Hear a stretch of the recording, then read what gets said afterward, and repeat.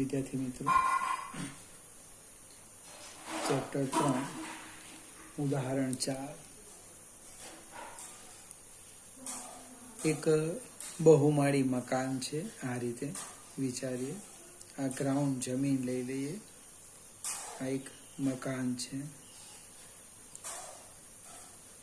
મકાન જે છે એની ઊંચાઈ આપણને આપેલી છે 25 મીટર. અહીંયા લખી દે 25 મીટર. મકાનની ટોચ પરથી એક દડાને શિરોડમ દિશામાં, ઉધ્વ દિશામાં એટલે ઉપરની દિશામાં, અહીં ટોચ પરથી એક દડાને આપણે ઉપર ફેંકવાના. કેટલા વેગથી ફેંકવાને વાપર્યું છે? 20 મીટર પર સેકન્ડ. 20 મીટર પર સેકન્ડના વેગથી ફેંકવામાં આવે છે. દડો જે બિંદુએથી ફેંકવામાં આવે છે તે જમીનથી ઊંચાઈ 25 મીટર. તમે તમને સમજાયું, મકાનની ઊંચાઈ 25 મીટર છે. તો દડો કેટલી ઊંચાઈએ પહોંચશે? દડો જમીનને અથડાય તે પહેલા કેટલો સમય લાગશે? અને સ્મોલ ચી આપેલું છે. હવે આપણી એક સંજ્ઞા પદ્ધતિ એટલે સમજૂતી માટે લઈએ. અહીંયા હું નામ આપું A, અહીંયા નામ આપી દેમ. સપોઝ અહીંયા સુધી પહોંચે B, અને અહીંયા આપણે જમીન પર આવે એ C. આપણે એક લીટીમાં લઈએ આ રીતના. હવે ગુરુત્વ પ્રવેગ એ લોકોએ કીધું છે G 10 મીટર પર સેકન્ડ સ્ક્વેર લેવો. મહત્તમ કેટલી ઊંચાઈ સુધી પહોંચે? તો આપણે હું AB અંતરની વાત કરું. મને મહત્તમ ઊંચાઈ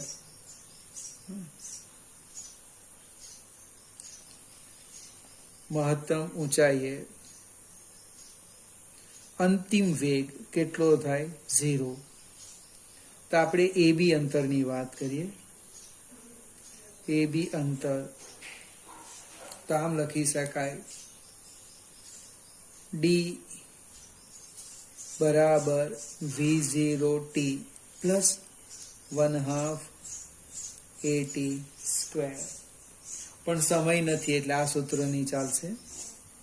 એટલે D નું બીજું લઈએ. સમય આપ્યો નથી. V² minus V0² અપન twice A. હવે આની અંદર આપણે કિંમત મૂકવાના. કઈ કિંમત મૂકવાના? તો કે વેગ V એ આપણને ખબર છે, અંતિમ વેગ 0 મીટર પર સેકન્ડ. પ્રારંભિક વેગ ખબર છે 20 મીટર પર સેકન્ડ. બીજું, દડો જેમ ઉપર જાય તેમ વેગ ઘટતો જાય. એટલે એ વેગ ઘટે એને પ્રતિપ્રવેગ કહેવાય. પ્રતિપ્રવેગ ગણિતમાં કેવી રીતના લખાય? તો અગાડી માઇનસની ઋણ નિશાની મૂકવાની. એટલે કે A બરાબર -G એટલે કે -10 મીટર પર સેકન્ડ સ્ક્વેર. આપણી બુકની અંદર પણ સમજાવેલું છે. એમાં જે આ બિંદુ છે જમીન ને જ્યાં સ્પર્શે એને તમે ઉગમ બિંદુ લેવ. ઉગમ બિંદુથી ઉપરના વેગ, પ્રવેગ અને સ્થાનાંતર પ્લસ, અને એની નીચેના જે છે વેગ, પ્રવેગ અને સ્થાનાંતર એને ઋણ લેવાના. હવે સહેજ આપણે આગળ જઈએ. આ કિંમત આ સૂત્રમાં મૂકી દઈએ D માં. એટલે આપણે D મળશે. જો D બરાબર અંતિમ વેગ કેટલો? તો કે 0 માઇનસ 20 નો વર્ગ છેદમાં 2 ગુણ્યા -10. સાદું રૂપ આપીએ. D બરાબર 0 માઇનસ 400 છેદમાં -20. માઇનસ માઇનસ નીકળી જશે એટલે આપણો જવાબ આવવાનો 20 મીટર. એટલે એની મહત્તમ ઊંચાઈ કેટલી થવાની? જો મને મહત્તમ ઊંચાઈ એને ધારો કે હું y કહી દઉં. સપોઝ y અક્ષની y, તો આટલી લખાય AC પ્લસ AB. AC છે 25 અને AB છે 20. એટલે કેટલા થશે? 45 મીટર. હવે એકવાર તમે ફેંકા પછી એને જમીન પર પડે ત્યાં સુધીમાં લાગતો સમય શોધવાનો છે. તો આપણે સમય શોધીએ. સમય 2 ભાગ પાડીએ. A થી B સુધી માટે લાગતો સમય અને B થી સી માટે લાગતો સમય. એટલે એ બી માટે લાગતો સમય અને બાજુમાં લખી દઈએ બીસી માટે લાગતો સમય. એ બી માટે કેટલો સમય લાગે, તો એના માટે આપણે આ સૂત્રનો ઉપયોગ કરીએ. વી બરાબર V0 પ્લસ AT. અંતિમ વેગ 0 છે, પ્રારંભિક વેગ 20. એ બરાબર -g એટલે -10t. અને આપણે T1 લખીએ. T1 એટલે કે 10t1 બરાબર 20, એટલે કે T1 બરાબર 2 સેકન્ડ. ફરીથી વિદ્યાર્થી મિત્રો, ઓબ્જેક્ટિવ હોય તો કાળજી રાખવાની. ધારો કે અહીં મારાથી પ્લસ લખાઈ ગયું તો કંઈ વાંધો નહીં, સમય ઋણ આવે, જે શક્ય નથી એટલે માઇનસ કાઢી નાખવાનું. પણ એ બધા જ કેસમાં નહીં ચાલે. આ ચેપ્ટરમાં તો આપણે સંપૂર્ણ યામ પદ્ધતિ લેવાની છે. આ તો હું 9મા ધોરણની અથવા તો એક સરળ રીતે સમજાવવા પ્રયત્ન કરું છું. હવે બીસી માટેનો સમય લઈએ. તો બીસી માટે આપણને અંતર ખબર છે. હું સૂત્ર લખું છું, D બરાબર V0t પ્લસ 1/2 AT². હવે બીસી માટે, આ બીસી અંતર માટે જે પ્રારંભિક વેગ છે V0 એ 0, દડો ઉપર જાય છે. દડો અહીંથી ઉપર જવાનો વેગ ઘટતો અહીંયા અટકી ગયો, એટલે પ્રારંભિક વેગ 0, પછી એ નીચે આવે છે. એટલે એનો પ્રારંભિક વેગ આપણે કેટલો લીધો? 0. હવે એ અધો દિશામાં આવે તેમ એનો વેગ વધતો જાય મીન્સ અહીંયા પ્રવેગ એ બરાબર +g લેવાનું. ચોપડીમાં એવું લાગશે કે -g લખ્યું છે, પણ એ પણ ખોટું નથી. એ લોકોએ યામ પદ્ધતિનો ઉપયોગ કરેલો છે. હવે D એટલે કેટલું છે? 45 મીટર. અને D અહીંયા લખી દઈએ 45 મીટર. આ બધી જ કિંમત મૂકી દઈએ. એટલે 45 બરાબર 0 પ્લસ 1/2 A એટલે કે 10t². એટલે શું થવાનું? અહીંયા આપણે T2 લખીએ.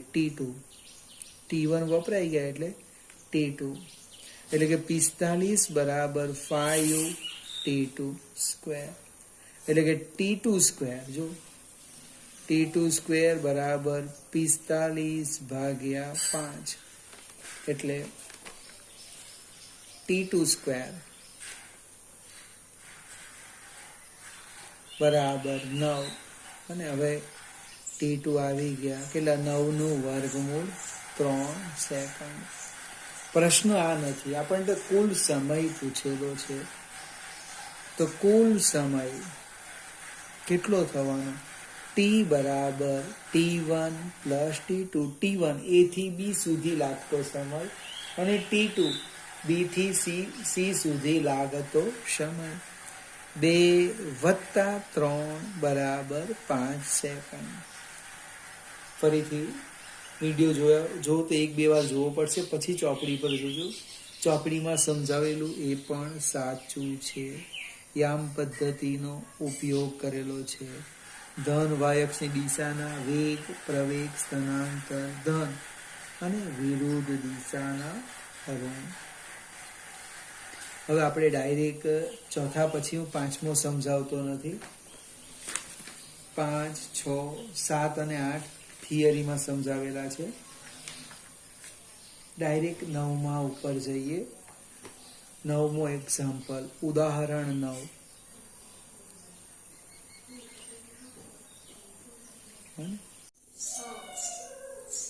આપણે ઉદાહરણ 9 જોઈએ. 2 સમાંતર રેલવે ટ્રેક છે. રેલવે ટ્રેકની દિશા છે ઉત્તર દક્ષિણ, અને આપણે ઉત્તર કહીએ અને દક્ષિણ કહીએ.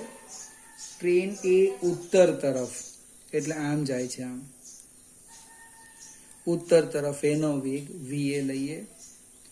ટ્રેન બી દક્ષિણ તરફ એનો વેગ લઈએ VB લઈએ. હવે જનરલી આપેલી માહિતી આપણે ક્યાં લખીએ? જમણી બાજુ, પણ અહીંયા આપણે સેન્ટરમાં લખીએ છીએ. હું ટ્રેન એ નો વેગ લખું. જો VA એ આપણને આપ્યો છે 54 કિલોમીટર પર કલાક. હવે કિલોમીટર પર કલાક છે એને આપણે મીટર પર સેકન્ડમાં ફેરવવાનું. એટલે 54 ગુણ્યા 1000 ભાગ્યા 3600. તમે આનું સાદુરૂપ આપશો એટલે જવાબ આવશે 15 મીટર પર સેકન્ડ. હવે સામે લખીએ ટ્રેન બી નો વેગ. ટ્રેન બી નો વેગ VB એ આપણને આપ્યો છે 90 કિલોમીટર પર કલાક. પણ ટ્રેન એ નો વેગ જો હું પ્લસ લેમ તો ટ્રેન બી નો વેગ ઋણ લેવો પડે, કારણ બંનેની દિશા પરસ્પર વિરુદ્ધ છે. એવું કોઈ નિયમ નથી કે એનો પ્લસ લેવ. તમે VB પ્લસ લેવ તો VA કેટલા થશે? માઇનસ. એટલે કે -90 ગુણ્યા 1000 છેદમાં 3600. આપણે સાદુરૂપ આપીએ એટલે -25 મીટર પર સેકન્ડ આવે. હવે પ્રશ્ન 3 છે, એમાંનો પહેલો પ્રશ્ન. એ સાપેક્ષે બી નો વેગ બને કોનો? એ સાપેક્ષે બી નો વેગ. વેગ એટલે V. કોનો? બી નો. કોની સાપેક્ષે? એની સાપેક્ષે. એટલે VBA બરાબર VB માઇનસ VA. VB કેટલા? -25 -10. એટલે આપણો જવાબ આવે છે -40 મીટર પર સેકન્ડ. એક સેકન્ડમાં બે ટ્રેન વચ્ચેનું અંતર ક્રોસ થઈ ગયા પછી કેટલું થશે? 40 મીટર. બંને ટ્રેન એકબીજાને ક્રોસ કરી દે બને ત્યાર પછી એક સેકન્ડમાં એમની વચ્ચેનું અંતર 40, બીજી સેકન્ડે 80. આ રીતના થશે. આ આપણો પહેલો પ્રશ્ન હતો. બીજો પ્રશ્ન છે બી સાપેક્ષે જમીનનો વેગ બને કોનો વેગ? તો જમીન. જમીન એટલે ગ્રાઉન્ડ ફોર G. કોની સાપેક્ષે? બી ની સાપેક્ષે. એટલે V ગ્રાઉન્ડ માઇનસ VB. આમાં યાદ રાખવાનું પ્રારંભિક ને અંતિમ આવું થઈ જશે. હવે જમીન હંમેશા સ્થિર હોય એટલે એનો વેગ કેટલો આવવાનો? 0 -VB -25. જો તમને સમજાવો, ઓછા ઓછા વત્તા 25 મીટર પર સેકન્ડ. જમીન પર ટ્રેન બી ગતિ કરે છે, આમ જાય. એનો વેગ છે 25 મીટર પર સેકન્ડ. પણ એ પોતે શું વિચારે?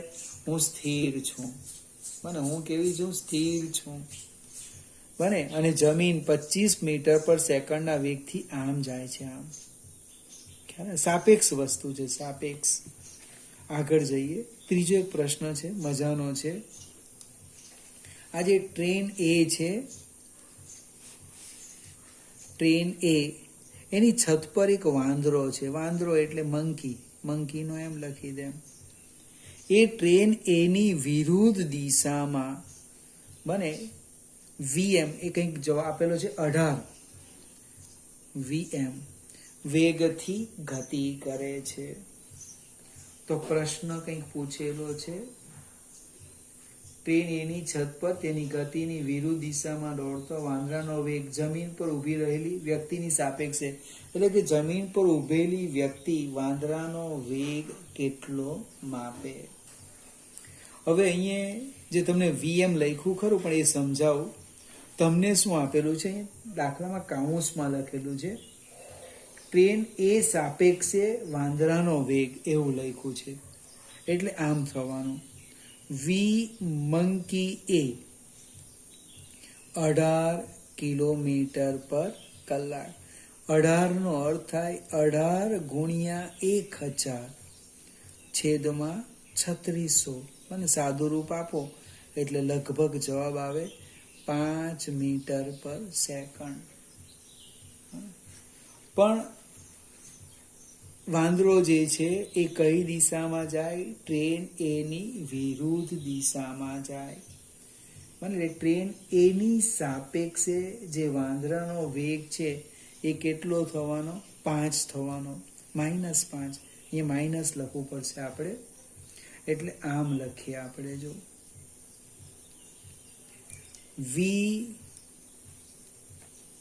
VMA બરાબર VM માઇનસ VA.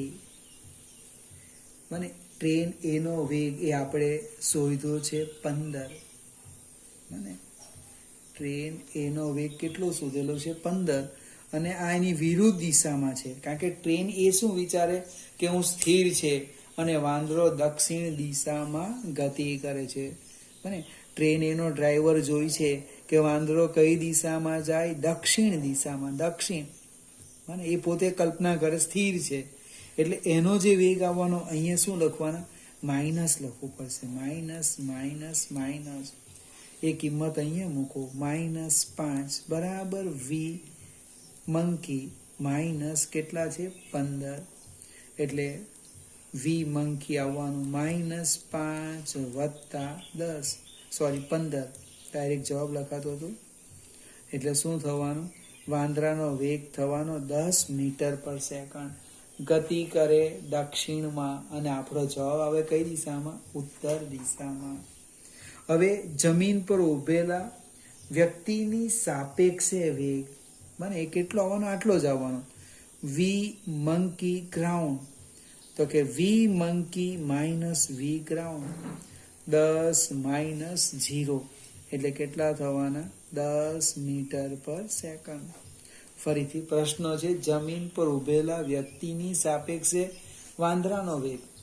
વાંદરા માટે મંકી એમ લખેલું છે, એટલે મંકીનો વેગ જમીનની સાપેક્ષે VM માઇનસ V0. જમીન સ્થિર છે, 0. 10 - 0 10 મીટર પર સેકન્ડ. સેજ આપણે આગળ જઈએ. ઉદાહરણ અહીંયા પૂરા થાય છે. હવે સ્વાધ્યાયના દાખલા જોઈએ.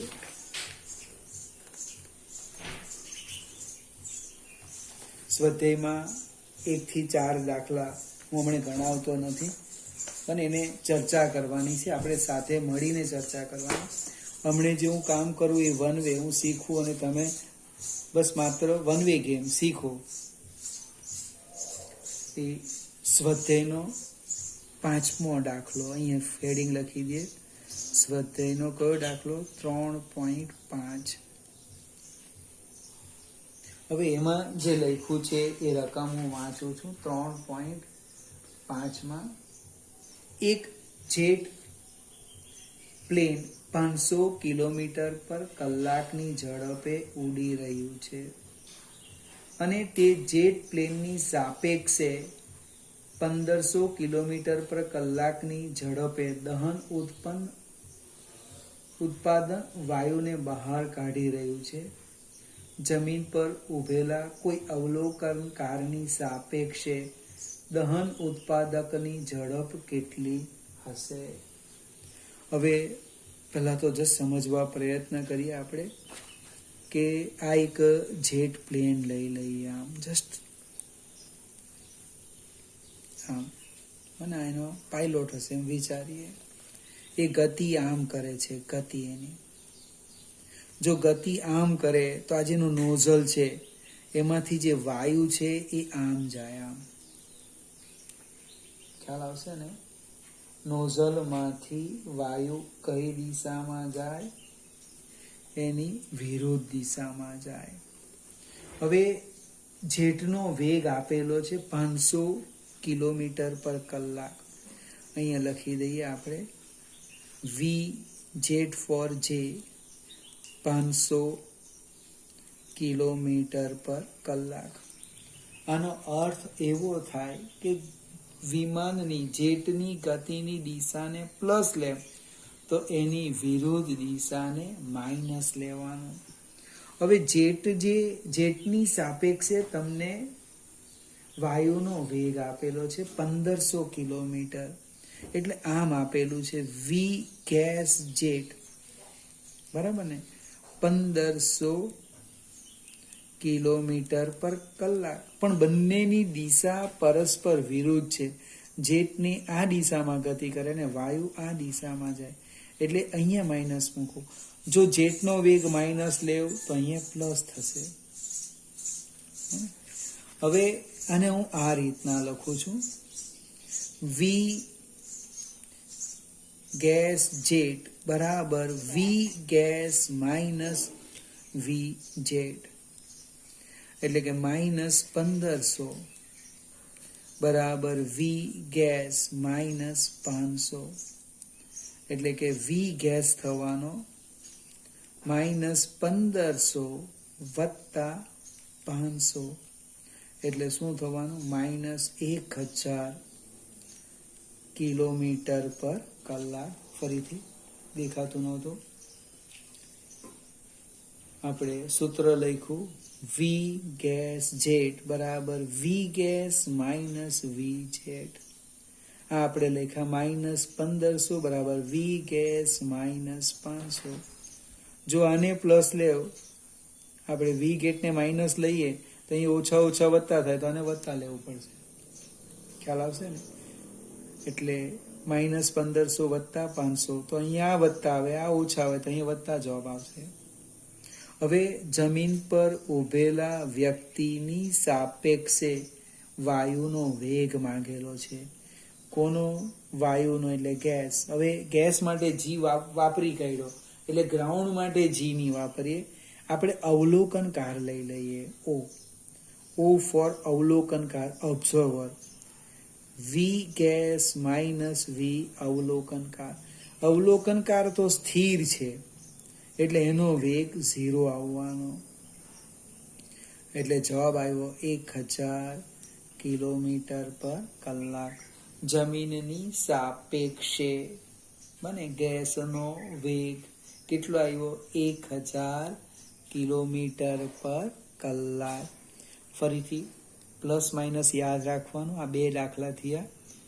પરસ્પર વિરુદ્ધ દિશામાં ગતિ આવતી હોય તો કોઈ પણ એકને પ્લસ કહેવું, બીજાને માઇનસ કહેવું.